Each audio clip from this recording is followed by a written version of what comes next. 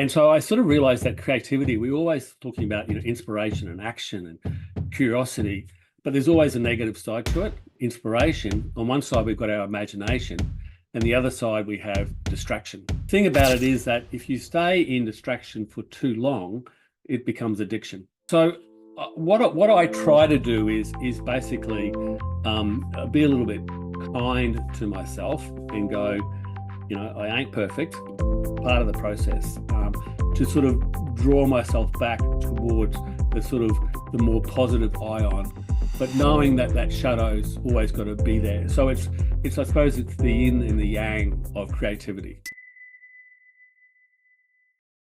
Hello and welcome to the podcast, Grow Your Business. I'm really delighted to have Paul Fairweather with us today. I got an opportunity to meet Paul only a couple of weeks ago at a particular workshop for Professional Speakers Australia.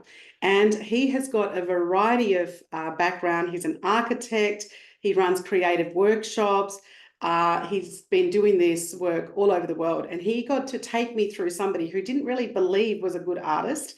I remember in year 8, my art teacher telling me that I was terrible at art and I'd never, ever picked that up. And now in my early 50s, it was so great to go back and look at speaking and some of the work I do as art. He opened up my brain, and I just thought it would be so fantastic to talk to Paul, to be able to have him on the podcast today and get him to share some of his wisdom and experience. Welcome, Paul. Great. Thanks for having me, Shivani. And Paul, tell us a little bit about, some of the challenges. I want to start off looking at perhaps it was some challenges that you had early on, or perhaps it's been through different pieces of work or your personal life. But, I've got this belief that when we really go through some of those adversity and challenges, I guess it transforms us into who we are. So I'd love to hear a little bit more about some of the challenges that have really formed you into who you are. I know we were speaking about art and metalwork the other day and how and I know Russell Pearson, who's one of our colleagues, was talking about that when you're doing that metalwork, you've got to forge it. And that takes a lot of, banging in the fire and the kiln. And so sometimes our lives are a little bit like that. And I'd love to see and listen for the people listening and watching this to see what some of those challenges have been for you and how that's transformed you. Hey, thanks. Well, it's a great question off the bat. Look, it's interesting, obviously my lens is through creativity. So what my mind goes to creative challenges. And I just cast back to, the masterclass I did last week with you and the PSA. And there was one person there, and I, as you know, I get people to go through an artistic process to create a lemon. And there's one person there that said that she was, literally terrified to do it. The simple thing of a little drawing and a little bit of watercolor, because of an experience that she had when she was 14 or 15. Her teacher told her that she couldn't draw.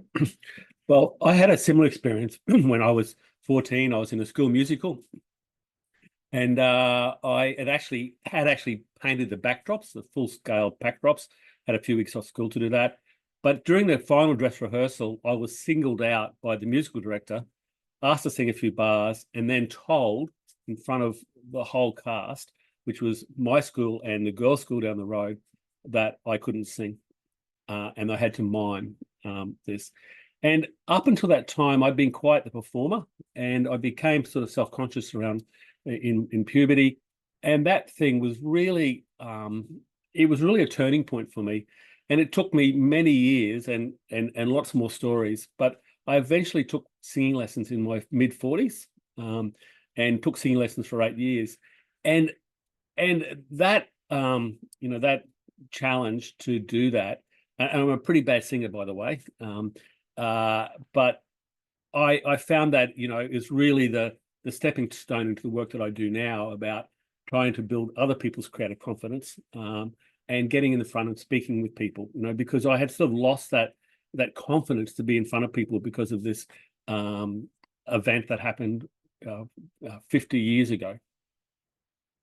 Yeah, it's incredible, isn't it? I mean, people talk about some of those trauma conversations. People remember their best teacher and their worst teacher often in life. And isn't it interesting that early on we told something and we can't often decipher between what's true and what's not true. And as children, we take that on, and how amazing. Thank goodness that you can do that. And, I think one of the things I learned from you the other day was I always thought if you did something, you had to be really good at it, right? Because, you know, we're high performers as speakers and coaches and some of the work that we do. And so there's no point doing it if you're not going to be masterful at it. But I think that the thing that I took away from that masterclass was actually you don't, because the intentionality behind it is so different to getting up on stage or coaching a particular client. And you've almost got to do it because you've got to do it. I remember listening to Elizabeth Gilbert, who I've always loved some of her books. And, you know, she came to speak at a particular event, and I was listening to her, and she said, look, I knew that the book after I wrote Eat, Pray, Love wasn't going to be that good. I knew it was not going to be as successful, but I had to make art. I had to get it out. Yeah. And I could really resonate that with the masterclass that you ran, which was really awesome. Yeah. Actually, she's got in that book, Black Magic, which I'm assume you've read. There's a great story about fear and creativity. And she says, like, it's going for a road trip. And, you know, the fear's got to be there, but you're in the back seat. You're not getting the map and you're not driving at all, you know. So we know you're going to come for the ride. So get in the back seat and shut up because we're not listening. So that's and being able to manage that. Paul, obviously some of the work I do around growing your business is, you know, we deal so much with people. You know, you've had teams. I know you've done a bunch of other things that I could have read out in your CV. And you run a lot of workshops and masterclasses. And so have you got a couple of golden nuggets when it comes to dealing with people and how people can, you know, grow their business? Like, what are some of the lessons you've learned, whether they're been easy or hard lessons? Would love to sort of hear your wisdom around, and perhaps even, you know, what you've seen with other people. Like, what actually helps the people that are listening right now grow their businesses? What are some of the things that they could do? Look, that's also a great question. And it's interesting, and my answer sort of has to do with some of the work I do now, but also my experience when I had my architectural company. And really what it's about is actually about getting your people to tell their story. I do a piece that I do, which you did at the workshop as well, about doing a drawing about where you've been, where you are, and where you want to go to, and doing 3 drawings. Now, I used to do that as where you are, where you want to go, and leave out the story about where you've been. But I found that when people do that in a corporate or team situation, always stories come out that people never knew. Now, in my architectural practice, we had this practice that I ran for 20 years, that every month we'd have a staff lunch, and at the end of the lunch, everyone had to go around and say something about themselves. And it was that one piece that, you know, someone came to me once and said, Paul, I've been in practices for longer that are half the size as this practice, and I didn't know the person sitting across the room. But in this practice, I know everybody and I know their story. And like, we had one young fellow, an Asian fellow, who told this hilarious story month to month about how his girlfriend and his courtship. And after the second date, which was chaperoned, her mother insisted they go to pre-marriage counselling, you know, and he's only just, you know, because it was this Asian way. And he had us in stitches, you know, and I ran into him recently in a practice that I visited, you know, and he you know, like, I remember it so well.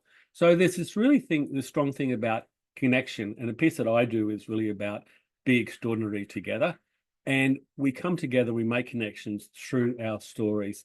And it's stuff that we often, because we're in the, you know, cut and thrust of day-to-day work about challenges and things, and always looking to the future, we often forget to tell our story. And I think that is the one thing that I've experienced over, you know, a 30, 40-year career, has really been, I suppose, the magic source in bringing people together to make a better team, and then, you know, deliver better things to clients. Yeah, beautiful. And, you know, I can see that there are some businesses doing it well and others talking about it, but they're not really implementing this. And often the focus is on the leader or the CEO and the leader or the entrepreneur that's actually leading the business to be a great storyteller, rather than everybody in the business.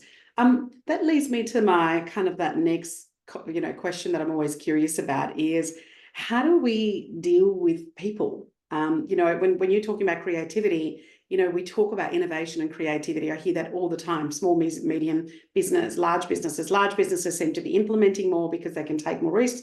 But small businesses, unless they really invent and are more creative, they often don't survive. And so, but we don't want people to be too creative at the same time, because we want them to follow process and we want them to follow procedure. And so, what are some of the tips in terms of dealing with people? And then I'd love that lens that you have around creativity, and how do we get people to think outside the square? How do we get them to be more creative while still following process and systems? Yes. Look, it is an interesting thing. And I suppose in some ways, one of the challenges I face in trying to sell creativity into business and corporates, because people think, they just go to the thing that's saying, oh, you want us all to be creative, but we've got to do all these things about control, conformity, and compliance. Compliance being, an external requirement, control being leadership, and conformity being, getting quality of product. The McDonald's model of, people doing the same thing every time, consistency. But the fact is that it's not about throwing all that out, because all that stuff is important. It's the engine room of businesses. It's basically what allows business to survive. But it's often the creativity that allows them to thrive, not just survive.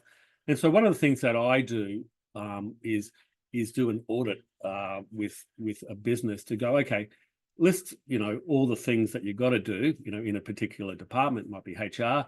What are the things you can comply with? What are the things that you got to control, and what are the things you got to conform to, and where are the gaps? Like where do we have a budget where we don't have to do any of these things, that we can think a bit more freely? And my model actually has to do with like espaliering lemons about training but allowing some free growth occasionally. And so it's this whole idea about that we're it's finding the gaps, where we can apply some creative thinking. And I think in that, this whole discussion could be around this topic or this question. But I think the other thing is that, one way to get people to be creative without doing it sort of, not overtly, is to go, just give them a difficult problem. And especially if they're difficult people. But if you give them a difficult problem, they have to use creativity to solve it. They can't go back to the normal things that they do, because that's why it's a difficult problem. So I think to occasionally challenge people will allow them, or even force them, into using their creativity. That's a really interesting point. Like, when they've got something normal to solve, not normal, but, easier to solve, then often the creativity doesn't kick in. And, I was just thinking that at times when my business has been really financially struggling, or I've been struggling, like, that's when you look outside the box, because the gap's probably too big and you kind of have to come up with something different. I've never really looked at it like that. That's fascinating. And so, converting that, like, to you, going back to you in terms of the challenges, like when challenges come your way, I'm really curious to hear, how do you deal with them? Do you have a process, even if it's a creative process, or, a problem comes, whether it's in your personal life or your business, or even when you're working with clients? Like, some people have like systems or methodologies, or they do a certain thing. For me, like, I often need to sit down, meditate, or, really just go, okay, let's break the problem and do a mind map or something like that. How do you go about dealing with that? What's your process around it? And when challenges are coming your way, whether they be big, big or large, big or small, like, I'd love to hear how you attack them. How do you go about solving it? Look, I'd probably say badly. Do as I say, not as I do. There's a fellow that I connected with recently, James Victoria, who is an illustrator from the States, and he wrote a book called Perfection. And he's an artist as well. And I said, how do you keep up the momentum? He goes, oh, mate, I'm bad at it. I'm really good at telling other people. But having said that, look, I have been developing, and I've just actually started posting this week about this sort of new model that I have. And it's this thing about, it's based on the chemistry of ionic bonds, where you have, two atoms, one has an extra electron, one's a missing electron, and they swap and they join together. And salt is an example sodium and chloride, two very, one volatile, one poisonous, come together to make, the salt of the earth. And so I sort of realized that creativity, we're always talking about, inspiration and action and curiosity, but there's always a negative side to it. And so for, inspiration, on one side, we've got our imagination, and the other side, we have distraction. And the problem, the reality is that it's impossible to be constantly inspired because you always get distracted. And distracted seeing is negative, and it is negative, but it's part and parcel of it, because sometimes when you're distracted, you find something else. But the thing about it is that if you stay in distraction for too long, it becomes addiction. So you might get distracted on, looking at stuff on a reel, and all of a sudden become doom scrolling. So what I try to do is basically be a little bit kind to myself and go, I ain't perfect. I'm better at teaching than doing.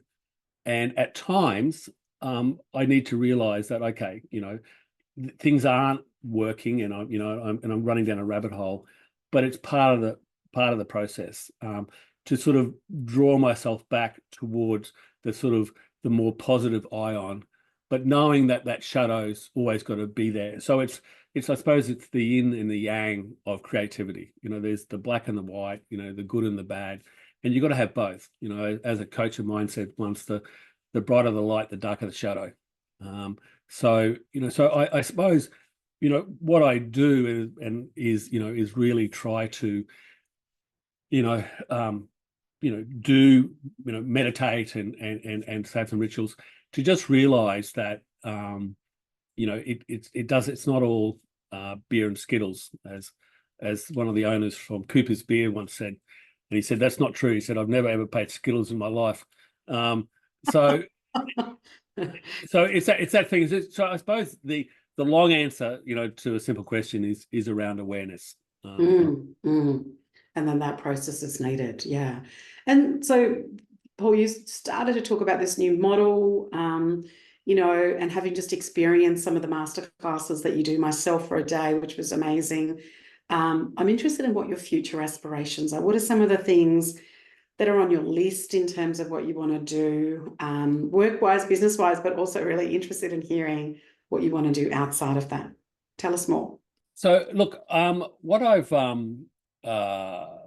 I've started doing in the last month is posting every day on LinkedIn. I've had for a long time a fairly consistent ritual of writing every day, but not painting every day. But when I was writing every day, I wasn't really doing anything with it. I do have a almost completed manuscript for a book, but it's been that way for many years. So I decided that if I posted every day, then I would need to edit, and I don't like editing. So it's been really good, and do an image. I have a whole piece around visual storytelling, and it's not about doing a masterpiece. It could be anything. It could be a collage, it could be a stick drawing. God forbid, it could even be an AI generated image. But there's something about this, visual thinking and writing that go together and each help each other. So one of my sort of aspirations, what's on my list, is to continue that habit or that routine, which I'm doing, but also then when I get time to work on my book and do other watercolors and paintings. I also am about to start a course in a week's time on video, because I really want to, and I've always said I wanted to be a filmmaker. I want to take these insights and stories that I'm doing to take them into this next level of visual storytelling, of having videos of me doing the image as well as telling the story. And so that's the sort of next big thing, besides getting my book published, is to become this visual storyteller using video. I love that. I love the challenge of, a post a day. I went through that phase last year, and initially it was like, oh my goodness, like that is so daunting. But afterwards, it becomes a habit like other things. You talked a little bit about, Paul, about meditation and awareness and writing. Are there any other rituals that you have, for your mental wellness, for your making sure, as you give out to so many people, that you're managing, yourself, and some of them might be daily or weekly or something even that you do once a year. So would love to hear about things that you do for your wellness, and it can be emotional, physical, but also your mental wellness. Yeah. So look, I walk every day. I have a black Labrador, so I have to get out and walk. And one of the reasons I got her 6 or 7 years ago was to make myself walk every day, and that certainly is, I suppose the core of it.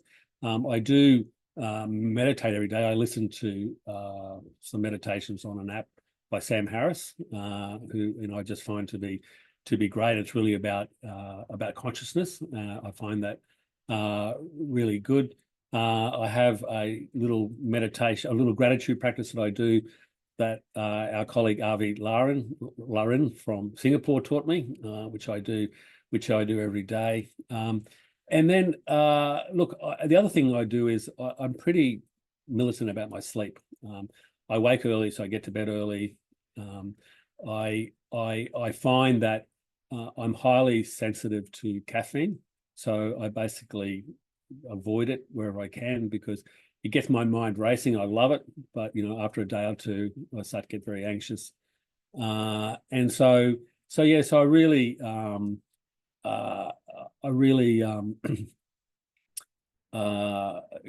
take care of that. And look, the other thing I do is I've got a couple of photos up on my wall here of good friends and family that I've lost, and I put them up there as a reminder that life's short, and that when I'm procrastinating or whatever, it's really about what I have is I have life, and I have the opportunity to do things, and so it's just about a reminder to do that.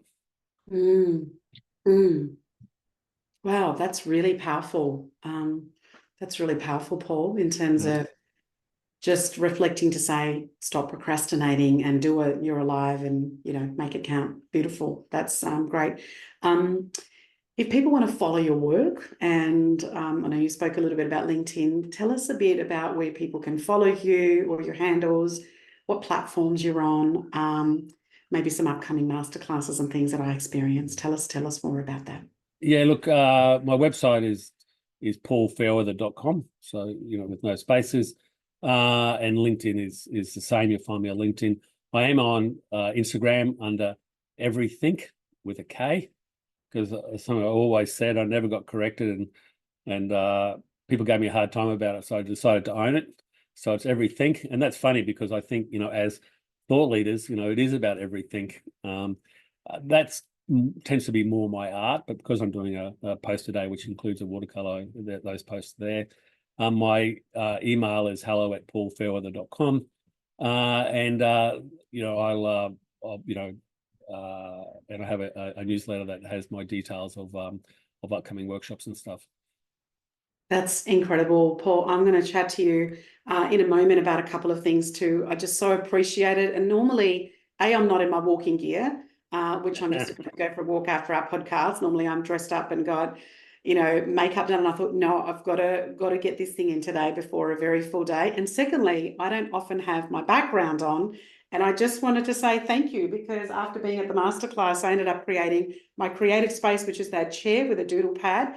And I've now allocated about 15 minutes a day in my diary just to sit and doodle and think and work out what I want to do. So thank you for what you created. Yeah, look, thanks for that. And one of the things that I noticed, in doing that masterclass with Russell, that at the end, people were giving what they learned and what they were going to do, is so many people there, so many of the CSPs said they're going to make space for creativity, and that was very affirming for myself and for Russell, because that's what the day was about, through the lens of the artist. But for people to say, I am going to, this is important, and I'm going to make a time, and at least half the people said that, which was, as I said, very affirming. So it's great that people take it away. Yeah, and for the people listening or watching, one of the things that Paul spoke about with Russell, one of our other colleagues, but what Paul spoke about in this masterclass was there's a place for doing, which is my desk and where I'm recording this particular podcast, but then there's also a space for creativity. And I hadn't made that distinction in my office, and just having a space that's creative. I've helped my daughter set it up. She has a study desk, and she's an artist and loves painting and doodling and doing different things. And we've actually created that creative space for her, knowing that was a great outlet and a mindfulness thing. Had not looked at putting that into practice for myself. So it's very early. It's only been around for about 2 days since I finally implemented that action out of that workshop in the masterclass, but looking forward to having it. I'm so grateful for you to be on this particular podcast, Paul. Thank you for sharing. Yeah, great. Look, it's been fantastic to reconnect and to share my thoughts. Great questions, by the way. Thank you.